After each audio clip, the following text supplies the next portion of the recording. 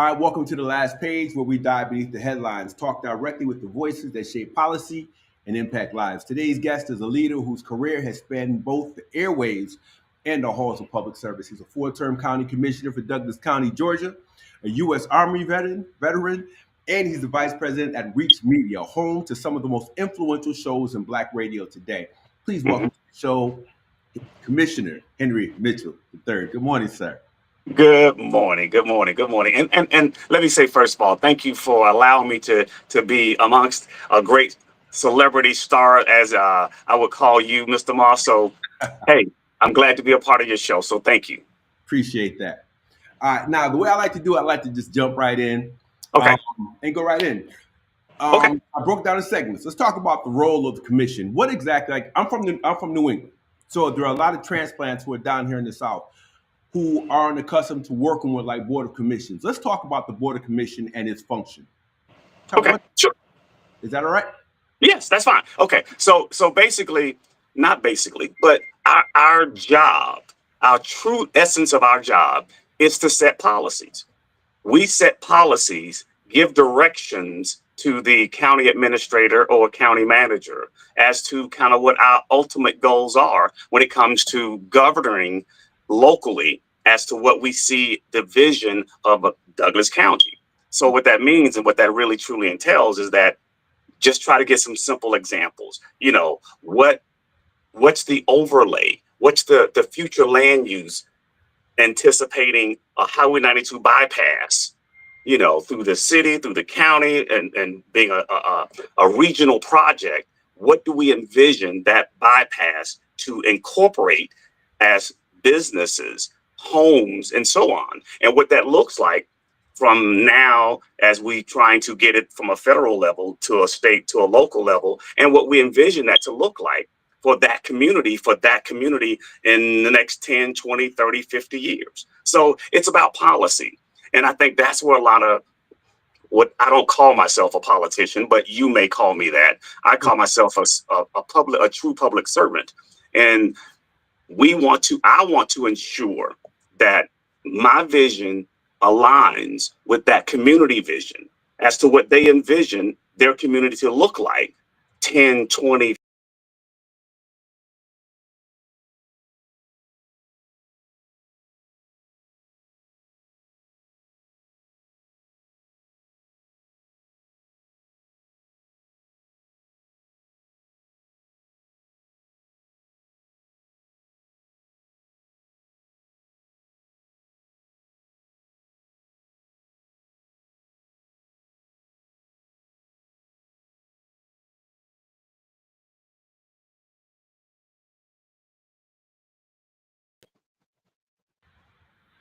Okay. What happened? Uh-oh.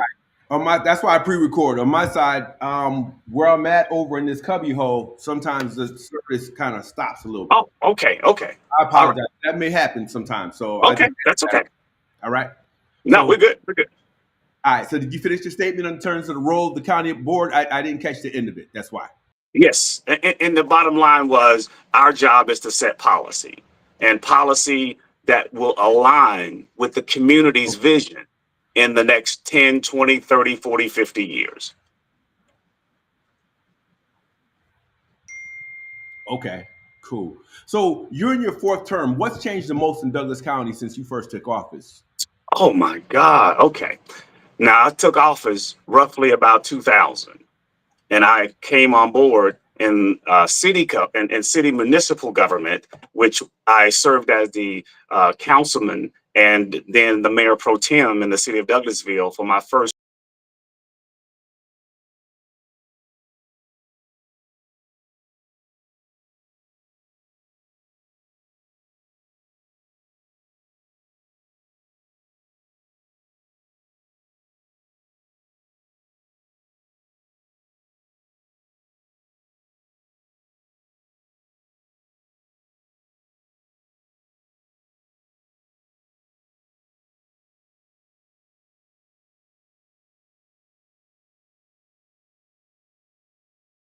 Can you hear me? I mean, it really was a small town, more bedroom community. and now it's part of the metropolitan side of Atlanta. So we are one of those 6 counties that is a part of that Fulton, Atlanta, Cobb, metropolitan side of things when it comes to ARC. So we have grown we're huge now based Right. on Right. the size when I got here. When I Wow. got here, I mean, we didn't have the Highway 92 bypass. We didn't have. I mean, Fairburn Road was a short-lived road when I got here, and now Really? we've got major businesses up and down Fairburn Road on Thornton Road. I mean, things have changed so much. We've got commercial development. We've got Google here now. We've got Red Cross here. We've got some major players in the game that when I first got here, we were just a bedroom community where I would ride my bike out, my motorcycle. I would ride my bike out in and out of town and going back and forth to Atlanta to work. And that was it. You know, Wow. And how long have you been here again?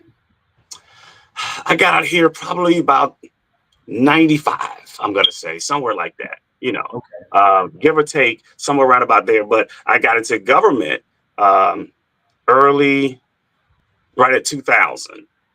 And I got into government. But I used to coach the Winston Raiders football team, me and a guy by the name of Barry Bowens, and we coached out there with the Winston Raiders, won a couple of championships, and it was fun, Right. out Right. west, out there in Winston. And so I did that for God knows how many years, helping the kids in my community, be great, looking up to men like myself and others, that look like them. And that's kind of what I did for many years. That's why I'm giving myself in that 2000, at least about 10 years prior to that I kind of did that coaching side of things. Then we moved the coaching side of things down to the city of Douglasville with the Tiger Cubs. I decided to kind of bow out, but my friend, he decided to stay in with him. So he coached the Tiger Cubs for many years. And I don't know if you're Wow. familiar with the Tiger Cubs. I'm not. So yeah, Okay. yeah. So it was about community, and we want to make sure that the community, the folks the kids that look like us could, have somebody to look up to and be a part of something great. And like I said, won a couple of championships, had a couple of great runs at that coaching side of things, from football, basketball, to baseball. I've always been a community person. Always Okay. been a community person, and that's kind of where I born and raised back in Northeast Atlanta. That's just kind of what we did. We did Right. community. It was about community. I'm from that side of town. I don't know if you're familiar with Auburn Avenue, the King Center, um, Grady Homes, Sweet Street Gardens, that side of things. That's where I'm from. Old Ward. Okay. I'm Yeah. not familiar, but I'm getting familiar. But Come on now. Yes. Yes. I appreciate you sharing that because it gives me a better understanding of how you function within your capacity as a commissioner. Yes. For my very, very short stay there, it's kind of like I get to I had an opportunity to assess the different personalities, and I appreciate your style. Let me just say that. And I'm watching you interacting in public spaces. I'm like, wow, Well, I like it. can I ask you though? Can I Yeah, ask you though? Since you said that, so yeah, what is my style? What's your vision from, Steve, from the outside looking in? There's a yep. different perspective. So what do you see that maybe I can say, oh wow, you need to improve on this, or you are great at that? Nah, I like how grounded you are, and Okay. there's no false airs about you. It's kind of like when you run across Commissioner Henry Mitchell, you're actually running across Commissioner Henry Mitchell. You All understand the what I'm saying? time. All the Now, time.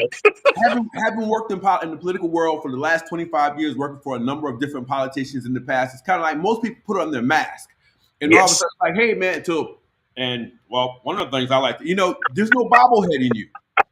You're just like, hey, how you doing? I'm walking down, hey, and it's like, for me, that's cool. So I Yes. love how down to earth you are. Then at the same time, it's kind of like I love how competent you are in terms of how you do your job. Um, Yes. Most of the questions that you ask are done in a way in which when that what's it called, the citizens hall is packed, Yeah. you communicate things in a way in which everybody can get it. Yes. You're not superficial. You're not trying to be super intellectual. You're not trying to be ethereal. Most of what you say, you use layman's terms in an Yes. intelligent capacity. And it's like, okay, he knows what he's talking about. And I'm like, you ask common sense questions, you know, Yes. as a former homeowner, hopefully I'll be one again. It's kind of like, wow, I would ask that same question. Yeah, I'm Yeah. concerned about that too. So Well, it's about shaping and crafting policy. yeah. But it Yeah. seems like you're on the other side, like, for the blue collar or the white collar, on the median side of the income, just trying to live every day. These are the questions that are relevant. And I appreciate that. I mean, all the commissioners were good in their own way. But I'm Yes. like, okay, Well, I'm a community guy. So it's kind of like, yeah, I can relate to this guy. I like him. yeah. Well, let me add to that. See, you're right on point. See, my dialect and my dialogue with those that have communications with me. That's why I created Coffee and Conversations, Right. because I knew there were times when people didn't like standing up at the podium having conversations with their commissioners and chair, and sometimes forgetting their name. So I sat there and I used to see that, and I was like, wow, it's intimidating. So I Yes. said, let me figure out a way to create something that's small and intimate, and we can all just kind of just have a conversation and ask those questions that you may feared to ask, but everybody in the room wanted to know the answer to, but Right. felt like that was a dumb question. So I created Coffee and Conversations, and I Right. do that every other month in my district. That's why I say I have more community gatherings and town halls than any commission that exists, because I'm constantly in the field having the dialect with you. So I kind of have my finger on the pulse of the community. And that was always my goal, is to have my conversations with those that really wanted to know the answer to the millage rate. They wanted to know the answer to why my streets are not paved or have potholes and so on. And Right. what can I do about it? And so I came across that Coffee and Conversation. And what it did, though, it gave those that want to ask me these kind of questions a chance to ask Right. and sit down and have that dialect in a smaller setting, and felt like they're amongst their own peers and friends, that people that can feel like them and ask questions like them. Then they can feel a little more confident in asking that question, even though the question may have been a bit left, but it's Right. okay. I can Yeah. ask it now because there's not the cameras and everything is not on, and I can just, I can feel comfortable enough to say, I just wanted to know why this is going on in my community and why we're doing nothing else about it. So yes, I try to keep it simple. Right. I try to, even when I'm up on the stage, I try to make sure when I'm having conversation with those that are trying to bring a business in Douglas County, or a community person who's trying to understand why my millage rate may go up or down, and I can at least have some dialogue with them when I'm sitting at the podium. I can have that conversation with them on a term that they can relate to. I don't need to sound so intellectual as you stated. I don't Right. need to talk at them. I need to make them a part of the conversation. That part. And that's always my ultimate goal. Right. Even though I may have all the information and it may not line up to what you want, Mm-hmm. but you'll get the truth. And that's Right. why, as you stated, this is what you'll get with Henry Mitchell III every time you see him. It's not a mask that I'll pull over and say, hi, and this is the guy today. And now today it's going to be like, no, no, no, no, no, no, no. I mean, and that's why I always tell people, my yes is my yes and my no is my no. But I'm always open enough to have dialect with those that could convince me otherwise. And that's my motto. How do you stay so grounded? I mean, after being in politics, or Mhm. being, working in a political capacity for Yeah. all these years, how do you stay? I mean, I've watched people transform, going from like really cool, down to earth people to becoming very stoic in their mannerisms. How do you stay grounded? Because again, this show airs up in mass as well, and Yes. I need some of them to see that to be a Yes. politician doesn't mean you have to imitate what you see on TV. Sometimes you can No. still be yourself. So talk to me. How do you stay grounded? Well, it's simple. Just be who you are. I'm not going to sound like Kermit the Frog, and I'm not. So Right. I'm just going to continue, because my goal in all of this is to be able to communicate to those who are less fortunate, who have more money than some, and communicate the same information truthfully, Right. honestly, and respectfully, that we can all either agree and or disagree, but do it professionally. Because do understand, all of my conversations all of my conversations are not conversations that are things that you like, things that you would like to have, or things that you would dislike. So I have to kind of balance the two to make sure that you understand that these are true facts as to what I'm going to deliver to you, whether you like them or not. That's why, if you notice, I think you come to a couple of my coffee and conversations. I'll Yeah. always make that statement known that you'll get the truth from Commissioner Henry Mitchell III, even though you may not like it. But in the end, what happens in that whole conversation, like, I really appreciate that. I've had many Republicans come to my coffin conversations, yet along my town hall meetings, and say, I really appreciate you more because of your honesty, Mm-hmm. more because of your honesty. And I'm not going to give you the fluff or give you something that's not true. And if it's truth, I'll give it to you. Now, that doesn't mean you're going to always like it, Right. because ultimately I've got to make the final decision.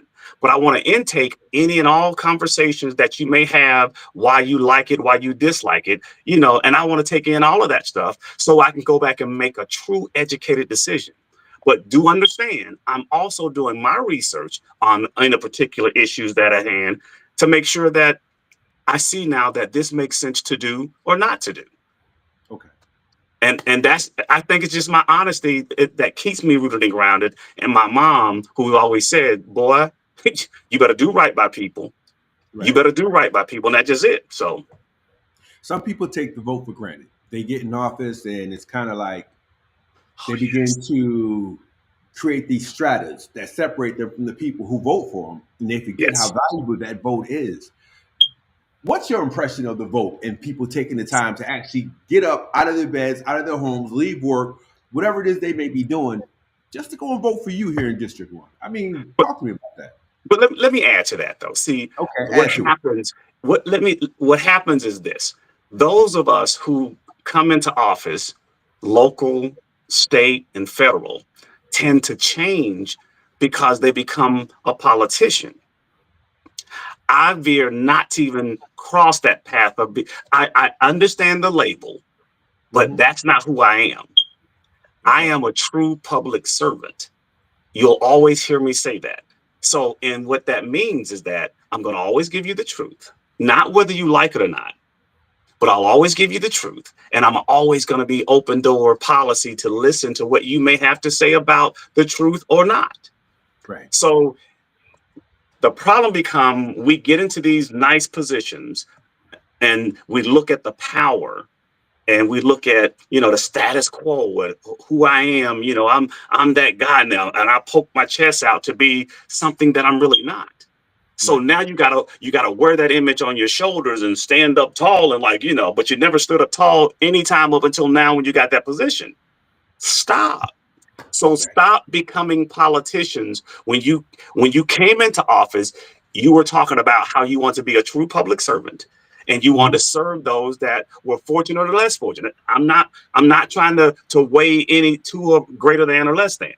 Right. Be that person and be true to that cause that you came in for.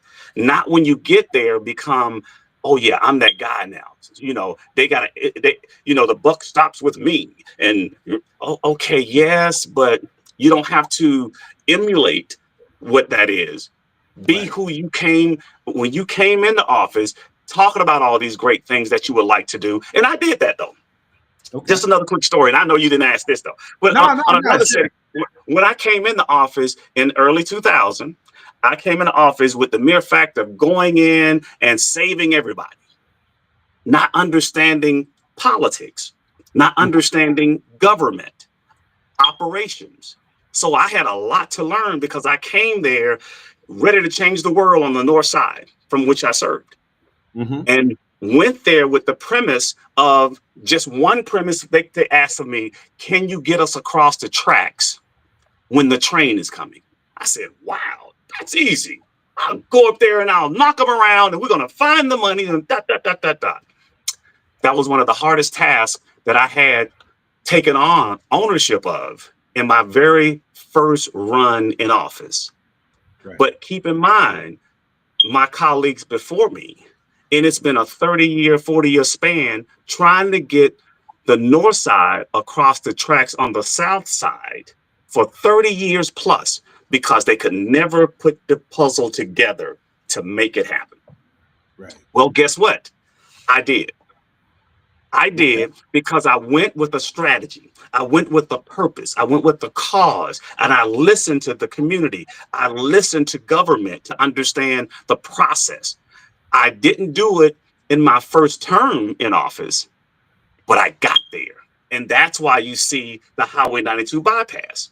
That was Okay. $100+ million project that I had to make it regional and take it from the state to the federal to kind of get those dollars with Congressman Scott.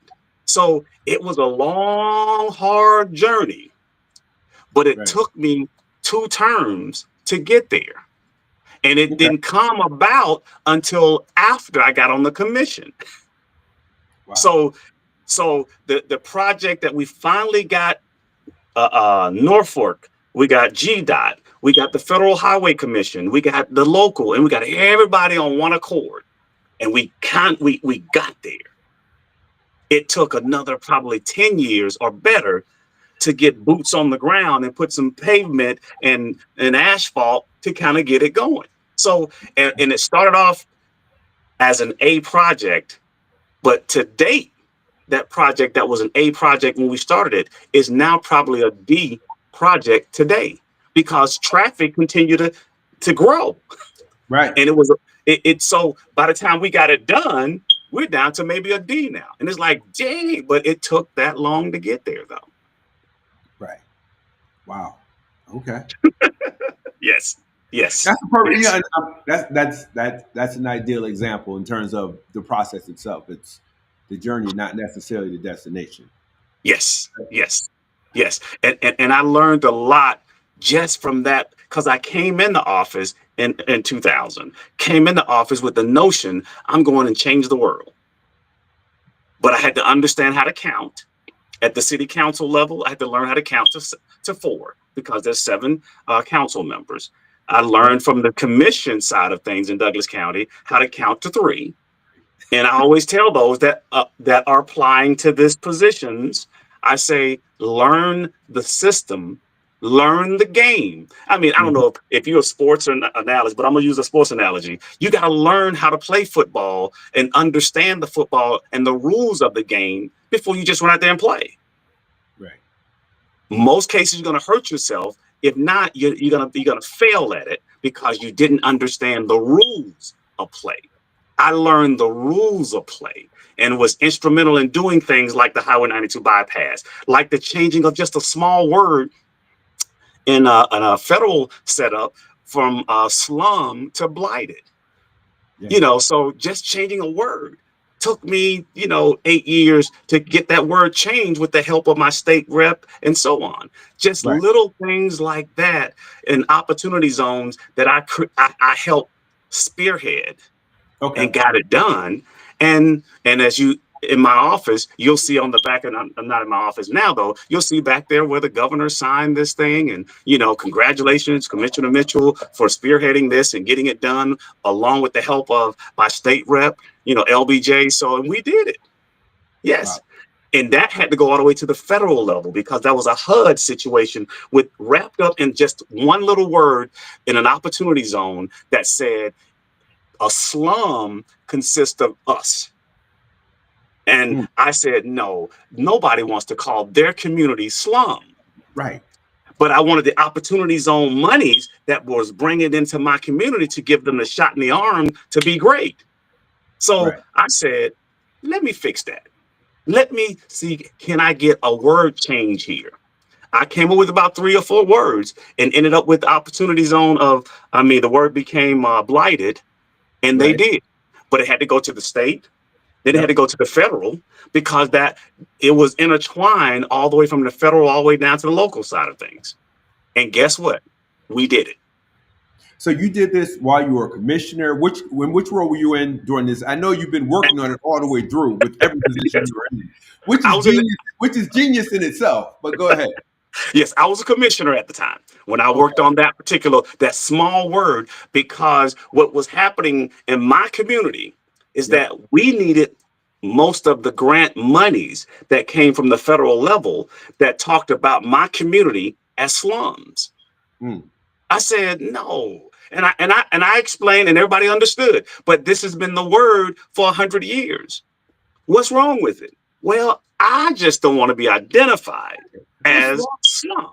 slum because of self-fulfilling prophecy. You say I live in the slum, that means we're only going to get it's only going to get worse. You say blighted, there's the possibility that we can Yes. clear this up and we can move forward. There's a difference. Language is critical. So Yes. I get And you. a, That's and, genius. and a word makes a difference. Right. From and because I listened to my community. They said, why you gotta, calling me, slum? I ain't no god dog a slum, and they use other choice words, and I'm not a slum. And I said, I get it. And I was sensitive to understand, like, you're right, you're not a slum. Right. So my community is not a slum, and the bulk of the area that was being looked at when it comes to opportunity zones was in my community. Right. And I didn't want to be trying to go for the monies at the federal level to get those funds sit down to the state to us and saying, yes, I'm a slum. Yes, put some more money in this slum. That doesn't even make sense. After you took your hard-earned dollars, you bought yourself a property. You bought a Yes, house on that property. You're yes, proud of it, but then you have to go yes, back and say, I live in the slums. right. Yes, No, right, right. So no. I hear that you. that that was a no-brainer. So I Mhm. I I took on the task and I said, okay, let me see, how do I address it? Again, understanding government. How, Right. how do I get to this point of understanding how we can move from one word to another word? Now, here's what I didn't do though. I didn't stop accepting those funds for my community, because I Right. said, no, no, no, no, no, no, no. We're going to keep taking the funds. And my community was saying, no, don't take them. Tell them, heck no. Other choice words, no, no, no. But I said, no, no, no, no, no. I said, let me work on the word. However, but the dollars and cents that will be coming into our community, it outweighs the mere fact of the word. Right. So I had to get my community to understand Yeah. I'm not trying to denounce or degrade my community, but I Hmm. know I needed those funds in my community to be successful. I had a professor tell me once, he said, to lead the people, you have to educate the people. To educate Yes, the people, you have to yes, present a vision and narrative to capture their attention. And to do yes. that, communication and how you communicate is always Come going on. to be critical. So, just as you're talking about slum versus blighted, I thought about what Dr. Bell said about 25 years ago, and I'm just like, damn, he was so right. It's a perfect example. So, Yes, yes, I just yes, think that's especially when it comes down to leadership in yes, terms of what our community perceives as leadership. It's not just the yes. role, how you function within that role and how you bring, we live in this cultural duality anyways. And it's like, how do I bring this group to understand Yes. how this group functions so we can bring dollars to get the tools, the resources to change our living circumstances? Am I wrong? Listen, you And know you. I think that's brilliant. But you see what I just said? I said Yeah. I couldn't walk away from the dollars and cents because No. of a word. Because I knew my community needed it the most. Right. But I had to bring my community over and say, come on, guys, just understand, I'm gonna get us there. You gotta trust me. So Right. in communicating to my community, you're not a slum. You're Right. not. However, I can't walk away from the dollars and cents that's gonna make our community great. Right. We're So not a let me slum, but we need this hammer and we need this chisel. So yes, we're gonna get their money. We're gonna buy this hammer and this chisel and this tractor. We're gonna clear out some of this blighted stuff. That could be yes, cool, but we need yes, their money to do it. But we know yes. it's simply blighted, and we're gonna fix that. So We're I not. had to say, Yeah, I had it's to say to my community, just trust me on this. I, okay. I, I got you. But now Right. understand this too, though. Here's what's even more interesting. There were other commissioners at the time that walked away from it, like, no, we're not, like, get out of here. They're not going to talk about us like that. And I'm saying, guys, look at the bigger picture. Look at the bigger picture. And Right. there were some that walked away from it. Right. I'm. Oh my God. So you sound like a grandmother in the kitchen who says, "Don't worry, we're going to cook this meal." I don't know if this happened to my screen. Okay, we're going to cook this meal. Don't worry about the onions and all the vegetables I put in it. It's going to be good. So, Yes. oh my God, I had as you're talking, it made me think of something else. As we talk about leadership, which you Mhm. are, the importance of communication, but it's kind of like I got to get my question right. I'm excited about what you said, so I kind of went brain dead for a second. You got to bear with me. You're So having a I'm senior gonna move moment. on. That's okay. That's okay. I am having a senior moment.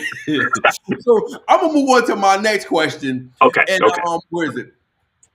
So, given I know what it was. So, Okay. in order to get people to trust you because you're trying to lead them, you can't do that without a body of work.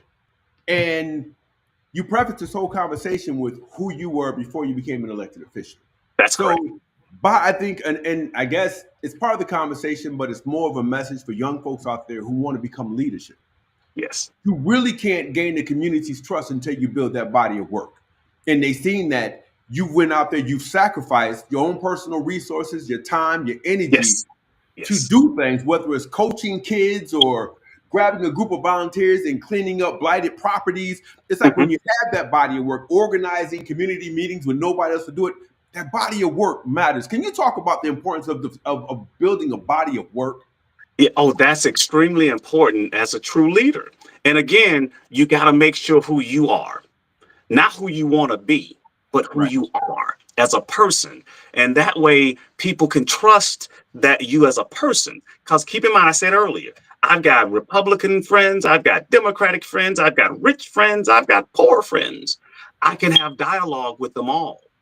And that's a huge plus of building as to who I am as a person. It builds on my character and to who I am. So that all kind of comes into play when somebody needs to trust you. Right. Because now my granny and my mom always said, now you know, when they show you who they are, believe them. Believe it. So I try to show people who I am. And Right. while I'm showing you who I am, that is, my word is my bond. If I say it, that's the direction I'm going, unless you can convince me otherwise. If I'm trying to build this, then I'm asking for your support, and I'm going to give you how I plan to build it, so we Right. can all come on one accord and speak one language. So that trust factor, that trust factor that you build with your community. I built that from just being a coach, coaching their kids, and they're like, "Oh wow, he is a great guy." I wouldn't compromise anything Right. of that wouldn't benefit those kids, and Right. I'm not going to compromise. No, no, no, no, no, no. If one of the coaches going left, and I'm saying like, "No, we're not going to do that." I'm Right. the one who will stand up and say, "We're not going to do that with these kids here or not." No, I even took kids during my coaching days, and some went to Stewart Middle School. And I had interest in the school system at that time. So I would say to their teachers, if you have any issues with Johnny, call me. Right. Now, I know you should call his parents first, and you should do that first. But let me know, because I'm going to pick him up at 5 o'clock this evening, and he's going to be on the football field. And I'm going to tell them, I had a chance to talk to your teachers. And all of my kids knew. Commissioner Mitchell is going to talk to my teacher. He's going to talk to my parents. He going to talk. Everybody going to know what I'm doing or not doing, because I'm going to hold them accountable for it. That was my way of holding them accountable. And so holding them accountable as a kid, holding the parents accountable as the parent, it kind of brought a great relations with all of us. Right. And that's where the bond was built. And that's where the trust was built. And the leadership in itself just became a part of. And they knew you were going to do what you said Yes. you Yes. were going to do. Yes. So I just think that's critical, and more. I think that's more for future leadership than for the conversation. I just think there's a lesson in everything. So I really appreciate this conversation. I just want to say that. I thought I was just going to explore, the life and career of the commissioner, but no, there's life lessons in everything. So I'm gonna say thank Yes. God and give you your props. Yes. So if there's any one thing you wanted the community to know about your work, and I think you've already said it, but I'm gonna ask it anyways. What's the most important function about your work as a That commissioner? they know that Commissioner Mitchell, he's going to tell me the truth about the matter. He's going to be very open and honest about the matter. And he's always open to listen to me as to my side of the story. Right. Because there's always, my mom said, there's always three sides to a story. That's your side, his side, and the truth. Yeah. And I'm always listening because keep in mind, as a community leader, that's what I'm going to always be listening for, because there's always going to be one side or the other. I just got to make the ultimate decision, and hopefully it's the right decision. And keep in mind, there's never a right or wrong in all of these decisions. There's Okay. the compromise as to where can we all meet somewhere in the middle, or where can we compromise a little to get a lot. But the Right. truth of the matter is, the truth is the truth.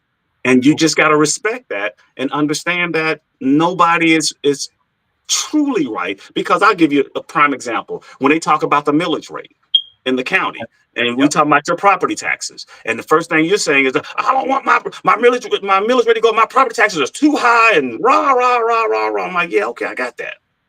However, you also want, as a property owner or a future, once property owner, you always want, the best of service. I want the best parks. I want to be protected. I want to make sure law enforcement is good. I want to have fire. And blah. You want all these services Right. that you want. So No the doubt. key to that is you got to pay for it. Yeah. And I don't say that lightly, because No, it's real. I think my property taxes are too high as well. But at the end of the day, we still have to pay for those services. And now with the services costs or expenses are constantly going up. With the turf war, with the cost of eggs and goods and services and that, everything is going up. Right. Your millage rate has stayed the same for the last few years outside of rolling back. So when you roll back, here's what happens. You roll back, yes, you saved as an individual. Your house property taxes went down by, I always jokingly say, $2.50, but I'm going to call it, just for round numbers, $100. You saved $100 on your property taxes. Multiply that by 150 citizens in the county. You start doing the math. That could easily turns out to be, $5 to $7 million that you rolled back. Now, keep in mind, you roll back that amount of money, but the cost of doing business, the cost of services, it went up. So I'm going to just say, for numbers purposes, it went up about $10 times all the citizens in that county. So you basically lost in the service side of things that you're asking me to assist and providing to you. Right. So be careful as to. Most politicians want to look good and say, well, no, I've got the lowest property taxes in the state of Georgia, or I'm going to roll back because I want to give back to my community. But you're not going to tell them that you're going to need that eventually, because that cost didn't roll back. That expense didn't roll back. Right. So now you come up and run into this problem that, okay, now I've rolled back, and I'm just going to use for numbers purposes for the last 2-3 years. I've lost the county by doing this as a politician. I've lost the county by anywhere between $7 to $10 million in that course of a 3-year time span. Okay. Do the math. So you saved $100.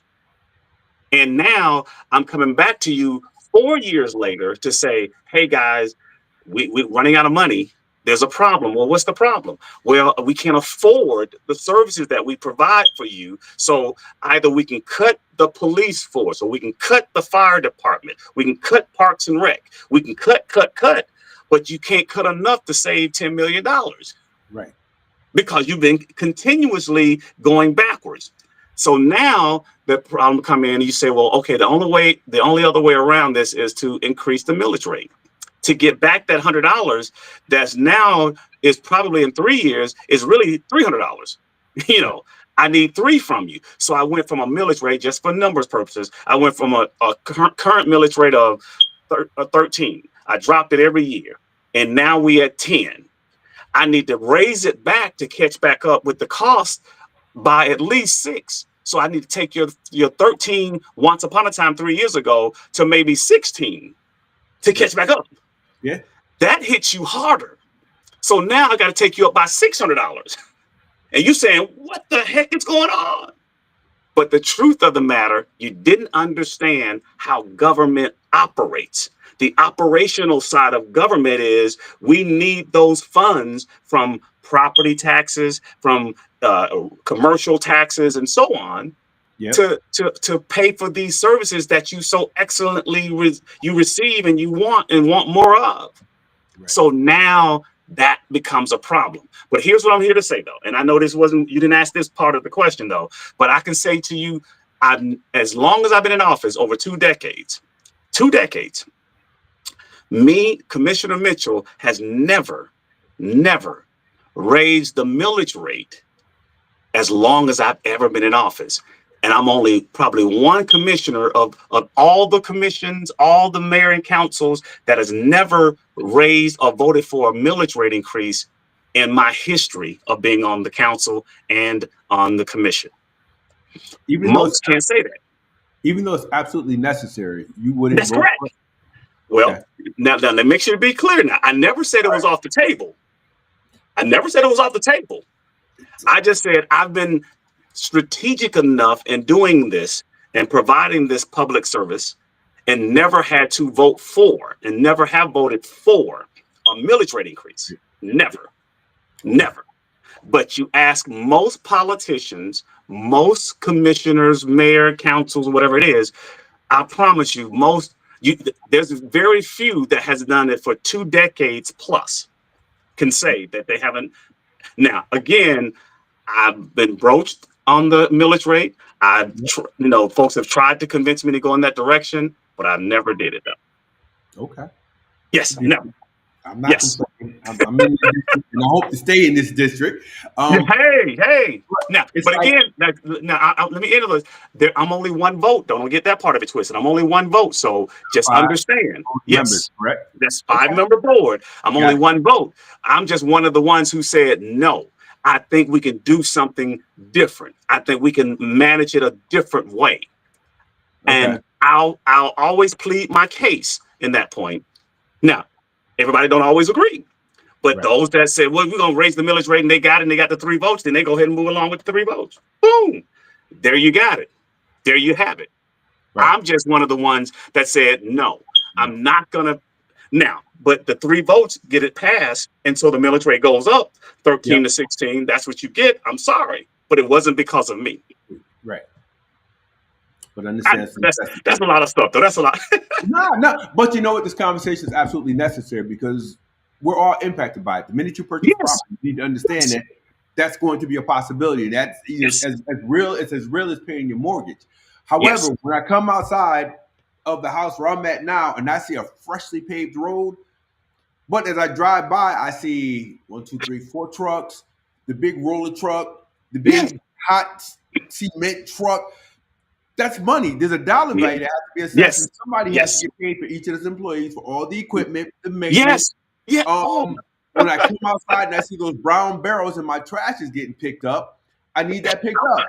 Are you getting ready to run for office? Are you trying to tell me you're going to run for office? Is that what you're trying to tell me here? Not at all. No, we got somebody. I'm good. He's good. I like my guy. My guy is good. I can't speak for everybody else. Okay. But now, with that being said, let's look at the flip side. One of the ways of keeping the millage rate down for homeowners is recruiting more economic development in it. That's correct. Bringing in more economic development projects. So I got to ask this one because I was there long enough to see the potential mayhem that you guys avoided with the data center boom that's happening. We have data centers coming. We have neighbors who are like, absolutely no. Then we have some who are like, well, we worked out a deal on our side. Outside of the halls of justice, right? Right. So it's like, but you guys had to make hard decisions. Yes. So, and Yes. we look at the interest from tech investors, it's real. But so are the Yes. environmental concerns, energy demands, water use, pollution. Hmm. Now, Hmm. how do you balance that growth with sustainability? Because hopefully we can bring more businesses in, Right. but there are going to be more fears and concerns. But at the Yes. same time, if you want to keep your property tax rate down, we balance that with economic growth. Am I wrong? You're absolutely correct. And my theory is this. This is my theory, Commissioner Mitchell, is that you got to have a balancing act, meaning you got to look at the economics and you got to look at the residential. Because I'm a firm believer in that we shouldn't have all of this tax base based off of the residential. Right. That 13% that I was using as an example could be every bit of 26%. If Because there are some communities in the state of Georgia, they strictly their income in providing the services comes on the backs of the property owners. Their millage rate is at a higher value per rate, per Mhm. point. However, in Douglas County, that's not the case. Excuse me, that's not the case. So we have to balance that. We as commissioners and mayor and council have to balance that with a Google, a Red Cross, a Switch, and so on to say, okay, because keep in mind that commercial side of things brings in a higher dollar value when it comes to taxes. But you got to also keep in mind in the balancing act of placement, location. Is it best suited here Right. versus across the street? But nobody wanted in their neighborhood. Right. However, however, we as commissioners got to look at it strategically to say what is the overlay of the land of the highest and best use. You got to look at all these concepts as to why not, and then you try to move in that direction of this makes sense to do it here or not do it here. What incentives you offer the commercial entity to come on board to be a part of this? And that is abatements, tax incentives, and so on. We got a thing that if you hire Douglasvillians, you can get a tax credit. Because I try to make sure that you got at least Douglasvillians got a Right. chance for a job. So Absolutely. hire these guys, you get a tax credit. But if that every county don't have those types of tools in their arsenic when it comes for economic development. Right. So I try to create those types of wins and win-wins and looking at location and looking at trying to hire us. We even lay out to a degree if you're going to bring in a data center, just an example. I know that's the hot button item, but if Right. you're bringing in a data center, then set up through West Georgia Tech or the technical institutions or colleges to at least train these guys to get that job. Because right now, that high tech job, when those of us only thing we can do is pour concrete, won't even qualify. Right. Won't even qualify. So we want you to line up, Mr. Business owner, businessman, Right. line up to where these guys are at least have a shot at it. Have a Right. shot at it. And if you get them there, then you hire them, you also gonna get a tax credit. Right. And if you're So hiring local, we create yes, that circular spending yes, economy where those consumer dollars yes, here. yes, But a lot that, of them have a tendency to bring in employees from yes. outside of the area, and it negatively impacts the area where they're situated. So I get that. And you can't stop that though, because you as a business owner, I can't tell you or make you hire or mandate that you hire Junebug. I can't do that. That's not fair to you. However, I can give you some incentive carrots to say, hey, you do this, you can get this. You do that, you can get this, and so on. But that balancing act is true.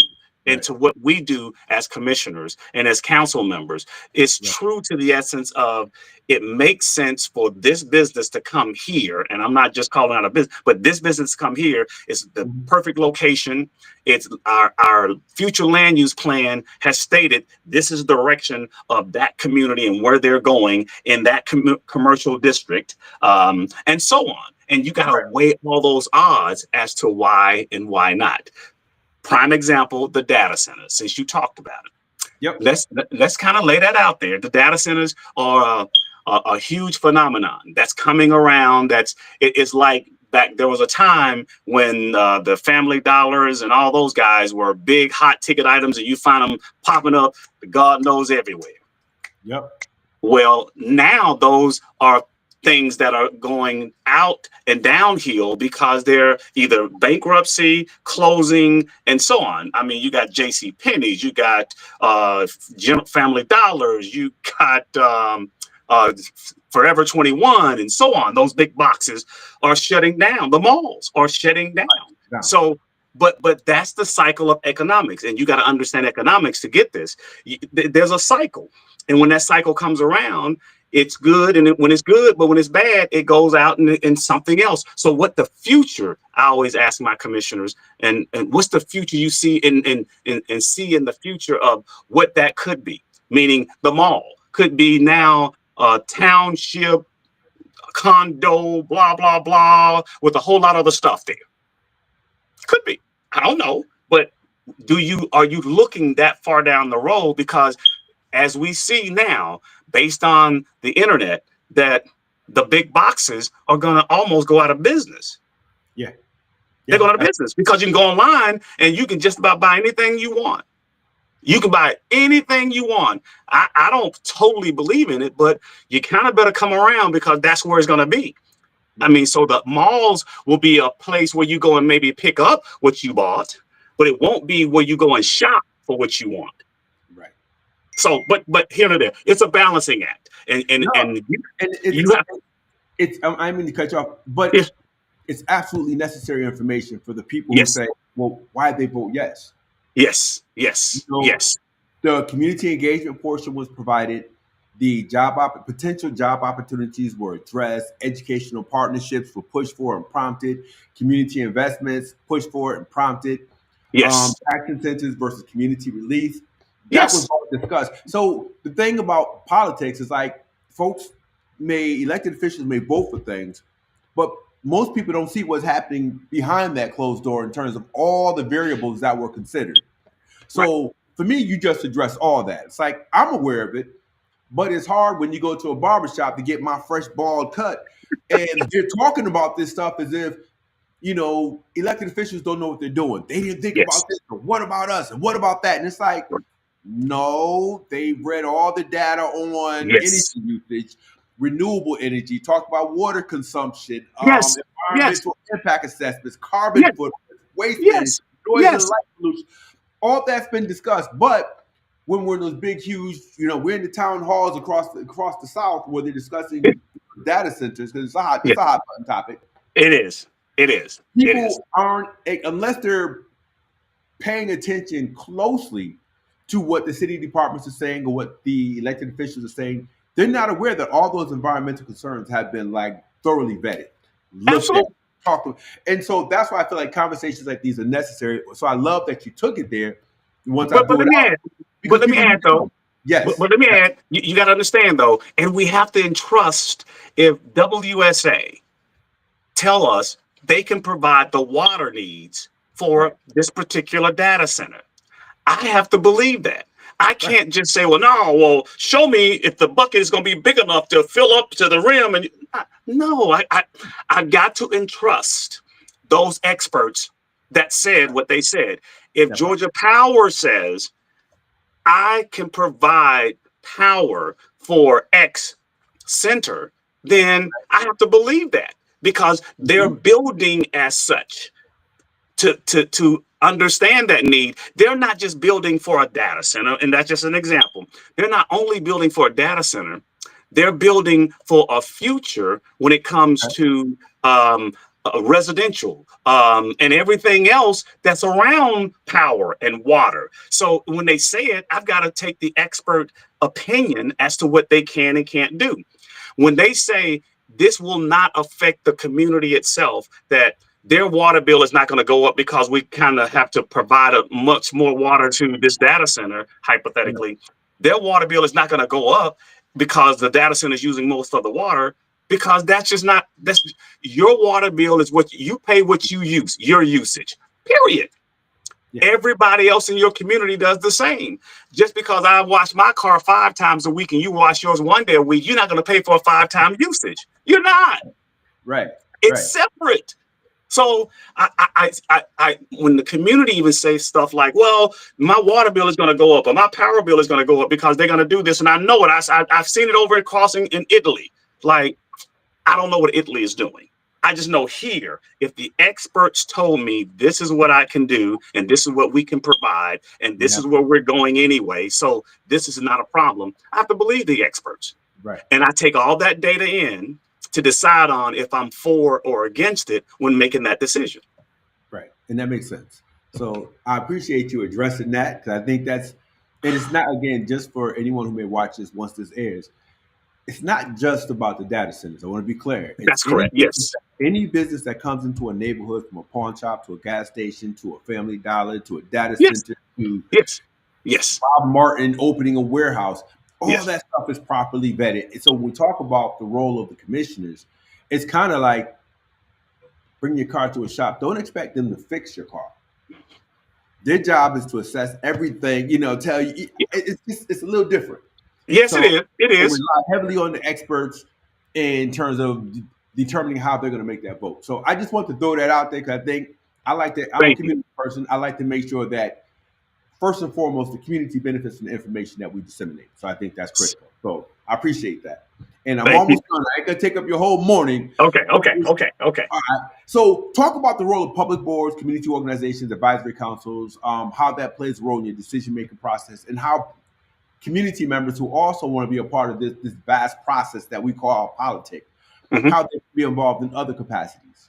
Well, you kind of hit it nail on the head. I mean, that's why we have a planning and zoning board. We have a community board for dealing with community issues that they can come and bring to us. So, and we have various committees that we have just on the commission board itself. And those committees are instrumental in having those conversations that need to be had before it gets to the full board. So there's a huge impact that those that would be willing to serve on the animal control board, that will be a big help for us. So by the time we do get the information, it's been vetted to a degree to saying, yes, this will work, or no, there's no way in Haiti that it'll work. Because now when we get it, we have some input from those that have already tried to vet it or not. And we can decide on a little bit better, adding some more research to the spin to make sure that, yeah, we can do this, even though this committee said no. So these ad hoc committees are great and wonderful for community leaders and or community house moms and whomever else, dads, to come and be a part of. So that way you can be a part of the process. And Right. that way, if you catch it at the beginning stage, it's much easier to rectify or correct it or manage that whole spin as to whether or not we should or we shouldn't do it, because we heard from you at the very beginning. But what happens is that we come to the meeting late. We come to the party late. And that is, you come when the commissioners are at the voting session and they're ready to legislate and say yes or no. That's when you're a little late to the party, because we've done all the research, like I just said, with the ad hoc committees, the committee meetings, and the work sessions and all the other stuff. Right. But now we're kind of formulating an idea as to why we should vote for or against something. Okay. Now it's kind of sort of, now that doesn't mean you can't come to that meeting, the voting session, and say yes, yes, yes, or no, no, no, and here's why. And they might change their mind. But if you've got three of these guys that already have made up their mind based on all the other information, you're probably not going to make it, though. Right. That's just it. I'm just, Nah, I appreciate it. That's what we asked you for. So yes. here we go. Let me ask this one. Now, you over 20 years of public service. Okay. Talk about if you were talking to a group of young people about people, pressure, and perseverance in terms of public service, whether you're an elected official or just a community volunteer. How do people talk? And you've talked about how you give them some advice in terms of how they would deal with people, the pressure, and perseverance. Well, I'm a firm believer in this, though, and that is just be who you are. Don't lean heavily on the peer pressure of somebody trying to convince you to do something that is not you and you won't do and you shouldn't do. I think you've got to be man enough, woman enough to stand up to saying what your beliefs and what your thought process is as to how you got there or not, and believe in it. Believe in yourself. Have strong character as to who you are and what you represent. And, keep in mind, you got your mom and dad and others who back there saying, it's not what you do in front of me. It's what you do when you're not in front of me is what concerns me. And I shouldn't have that concern. So you better do the right thing. If not, with my kids, I tell them I'll drop kick them in a heartbeat, but I'll take my shoes off. But it's one of those like, no, just be true to yourself and Right. stand up for what you believe in. Have good character, have good, morals and values as to what your beliefs and what your thought process is and why you believe in this and why you shouldn't be. And I'll leave with this note of saying spiritually, I'm a very spiritual person. It may not show, you may not see me all at church on every Sunday and carrying a Bible throughout the week, but at the end of the day, I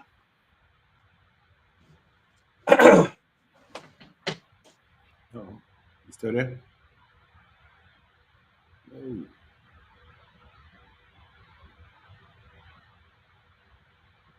Uh-oh. You still there?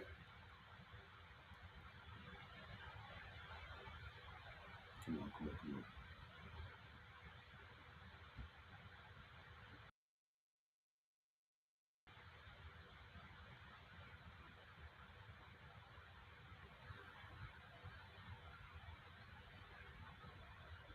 okay, I lost power. I'm sorry.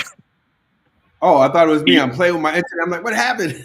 Yeah. Okay. All So, right. but no, I lost power, and you can hear me now, though, right? Yes, I can hear you. Okay. Yep. All right. Okay. So, I don't know where I left off, but the bottom line is this: just have great morals and values and great character, and believe who you are as a person. And I think everything else will work out fine. I mean, just don't try to emulate who you're not. And that's kind of where you tend to go wrong when you try to be a politician versus being a true public servant, because that's what you were there to do, and that is to serve and True. do just that and stand on those principles, not on the principle of I'm a politician and now I stick my chest out and I'm just that guy. Look at me. Woo. No. Right. And then the very last question: what does a thriving Douglas County look like 5 years from now, 2030? What's your vision for Douglasville, for Douglas County for the next 5 years? What do you think we're gonna be? Where are Whew, you leaving? let's see here.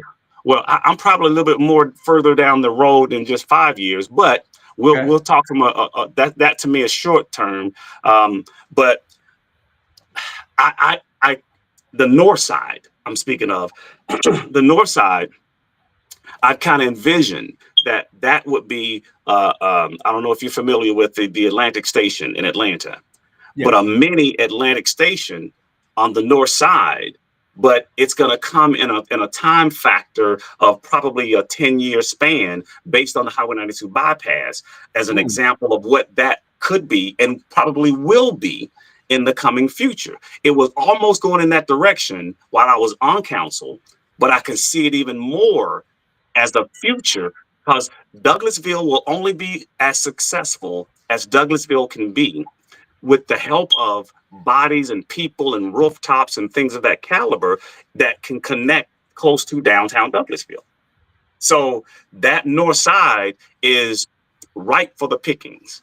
And that piece that I think will probably be just that. And I've got it carved out in my little map that states that that is what the north side will look like in about 10 years Wow. because of the recycling of home ownership and land and property and so on and so forth. And when that pans out, because the Highway 92 bypass is the catalyst to that, what I just stated. Gotcha. Mhm. Man, listen, I'm gonna have to bring you on 3 more times over the next year because I'm like, I feel like we just got about this much Yeah, yeah. compacted in. But I appreciate all your time. Like I said, I don't want to take up your whole morning. I promised Sherelle an hour, and we're at that mark. So, Commissioner Mitchell, thank you for your time, your transparency, your service, your leadership offers a reminder that real changes are indeed possible and that real leadership does exist, and we appreciate you. So, thank you for being here. And Mr. Moss, thank you for allowing me just to speak to your audience. Have fun with all of this. Hopefully, we can do it again. I just enjoy having conversations. I sometimes get to babbling about a whole lot of nothing, but I enjoyed this. So thank you again. Oh, and we have something coming up. Talk about the event that's coming up. You have another coffee hour coming up. Talk about that briefly. Ooh, Lord, no. See, now We'll you go, asking we'll me. go Here's the thing about that. You'll come out best asking Sherelle to send you that coffee conversations and put that stuff all up because we got a celebrity basketball game coming up. But me, I just know there's a lot going on in my head that she helps manage and keep things right. So I I get would it. suggest. Yeah, so I would highly suggest that you tell her to send you all that information, send you the coffee conversation, send you the celebrity basketball game, send you all the stuff that we got that's forthcoming that you can kind of just plaster up and make that kind of work for you. But asking me, I just know we got one coming up. Say less. As my son says, say less. I got you. For our Okay. viewers, Sherelle Penniman is his legislative aide, chief assistant, chief staff member. Look, all I'm gonna say is she's phenomenal. She's the bomb. Yes. Call his office. You will always get the results that you're looking for between him and his staff. Yes. Phenomenal.